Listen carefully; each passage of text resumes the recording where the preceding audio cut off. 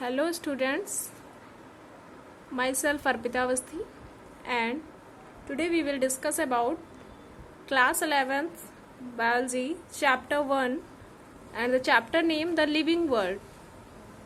So all of us know that earth is a habitat of diverse forms of life. Millions of plants and animals have been identified, but a large number still remains unknown. In this chapter, various means and ways of scientific methods have been discussed which help in identifying and naming of newly discovered organisms. So, let's start. In this chapter, your first topic is the living. What do you mean by the word living and non-living? All substances occurring in nature can be differentiated into living and non-living. Living organisms show certain specific characteristics which forms the basis of their identification. So, here is the basic characteristic of living organism. The first property of living organism, cellular organization. It means cellular organization means the bodies of all living organisms are composed of cells, and you all know very well cell is the basic structural and functional unit of life. Structural and functional, structural means structure provide करती है and functional इसका ही main function होता है body में. तो ये बोल सकते हैं cell is the basic structural and functional unit of life. And इसको डिस्कवर्ड किसने किया था? रॉबर्ट हुक ने. ठीक है. अब इसके बाद सेल्स जो हैं, सेल्स क्या फॉर्म करती हैं? So numerous organelles of cell carry out variety of coordinated functions. Cells form tissue form organs, and organ form organ system. It means digestive system, excretory system, respiratory system, and so many. So second property is that nutrition. Nutrition means जो भी हम food खाते हैं, कोई भी food हमारी body के अंदर जा रहा है तो वो क्या है, उससे हमें न्यूट्रिशन मिल रहा है. और ये कार्बोहाइड्रेट हो गए, फैट्स हो गए, सब क्या होते हैं? न्यूट्रिएंट्स हो गए. ठीक है. तो organism need energy for all their vital activities. It is obtained from the food material which is rich in energy.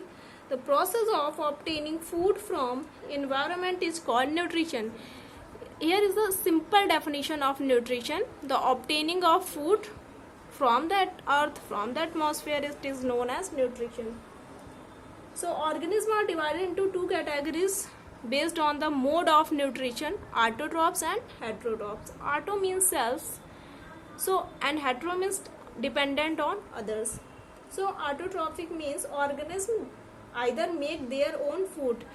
ऐसे ऑर्गेनिज्म जो अपना फूड खुद सिंथेसिस कर सकते हैं उनको हम क्या बोलते हैं? ऑटोट्रॉप्स, या इसी में का एक अदर नेम आता है प्रोड्यूसर. ठीक है. तो ये ऑटोट्रॉप्स या प्रोड्यूसर इसमें कौन से आएंगे? जिनमें पिगमेंट प्रेजेंट होते हैं, क्लोरोफिल होता है, like green plants and algae. Heterotroph means dependent on others. They can not synthesize their own foods. Examples, इनको कंज्यूमर्स बोलते हैं. इनको 3 टाइप में डिवाइड किया गया: herbivorous, carnivorous and omnivorous. So and nutrition process पूरी includes all the steps: ingestion, digestion, absorption, assimilation. Third property, growth. Generally, living things grow when increase in mass and increase in number.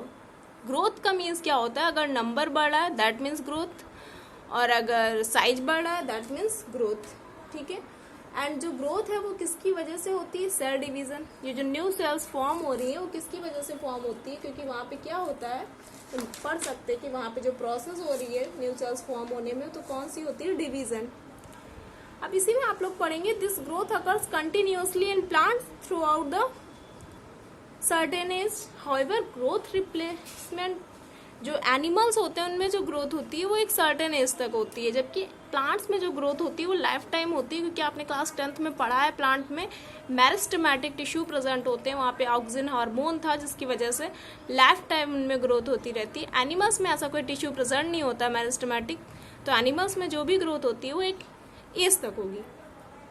उसके बाद इसी में आपको पढ़ना है कि unicellular organism generally जितने भी यूनिसेलुलर ऑर्गेनिज्म होते हैं उनमें अगर सेल डिवीजन हुआ तो भी हम बोल सकते हैं कि हाँ उनमें ग्रोथ हो रही है। फॉर एग्जाम्पल बाइनरी फिजन पढ़ा था आपने, अमीबा में एक अमीबी से 2 अमीबा बन गए, यानी कि वहाँ पे हाँ ठीक है उनमें ग्रोथ भी हुई और साथ ही साथ वहाँ पे सेल डिवीजन भी हुआ। सो ये यहाँ पे बता सकते हैं। और इस एक्टिविटी को आप लैब में भी परफॉर्म करके देख सकते हैं। Growth can be observed under the microscope by simple counting the number of cells in vitro experiment. For example अगर आप लैब में ये परफॉर्म कर रहे हैं तो आप घर से कर्ड का सैंपल ले जा सकते हैं, उसका आप फर्स्ट डे स्लाइड बना के आप देख सकते हैं। फिर सेकेंड डे आप जब उसी सेम स्लाइड को देखोगे तो आपको नंबर ऑफ जो भी माइक्रोब्स हैं वो ज़्यादा दिखेंगे with the help of microscope. फिर इसी के बाद इसी में एक टॉपिक आता है कि non living things like mountains, boulders, sand also grow in size. For example clouds होते हैं स्काई में, देखा होगा आप लोगों ने, उनका भी साइज बढ़ रहा होता है। सो क्या उनको हम लोग लिविंग बोल सकते हैं? नहीं, लिविंग नहीं बोल सकते, क्योंकि लिविंग के लिए पूरी क्राइटेरिया अभी हम पढ़ेंगे कि लिविंग का मीन्स उनमें लाइफ होगी।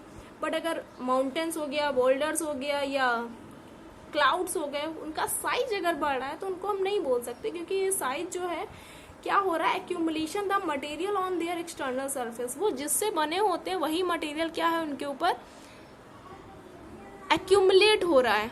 माउंटेन से साइज इनका बढ़ रहा है या घट रहा है तो वही मटेरियल उनके ऊपर एक्यूमुलेट होता रहता है, जो हमें लगता है कि जैसे कि ग्रोथ हो रही, बट एक्चुअली वहाँ पे कोई भी ग्रोथ नहीं होती है। अब क्लाउड्स का साइज बढ़ता है तो उसके अंदर क्या होता है, एयर प्रेजेंट होती है। एयर क्योंकि जा रही है, आपको पता है वाटर वेपर के फॉर्म में जा रही है ऊपर, तो जिसकी वजह से वो हमें देखने को मिलता है, बट एक्चुअल में वहाँ पे ग्रोथ नहीं हो रही है।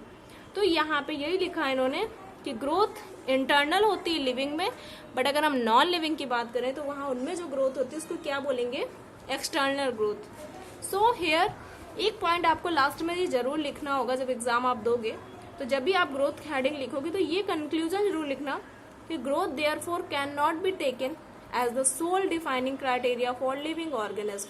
मतलब हम ग्रोथ को 100% ट्रू नहीं बोल सकते कि जितने लिविंग ऑर्गेनिज्म होते हैं उनमें ग्रोथ होती है, जितने नॉन लिविंग होते हैं उनमें ग्रोथ नहीं होती।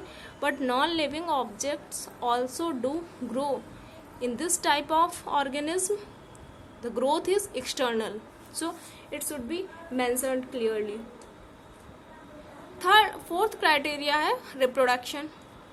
रिप्रोडक्शन आपने पढ़ा है, characteristic of living organism is the process of producing of spring possessing features similar to those of parents।